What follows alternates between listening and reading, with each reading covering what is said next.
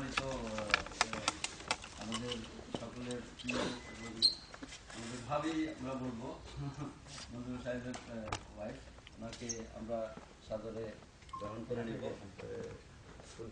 পুষ্পস্তবক অর্পণের মাধ্যমে।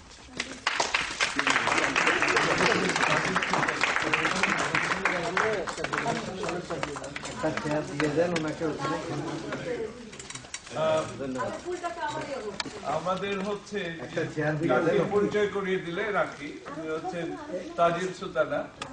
উনি হচ্ছে উদীচী 1967 সালে প্রতিষ্ঠার দিন থেকে যিনি উদীচীর সদস্য এবং একজন শিল্পী।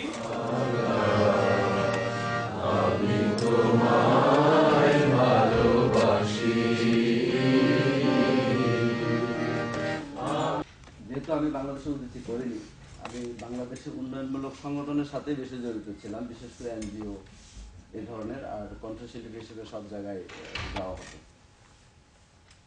এই ধরনের একটা সংগঠন যারা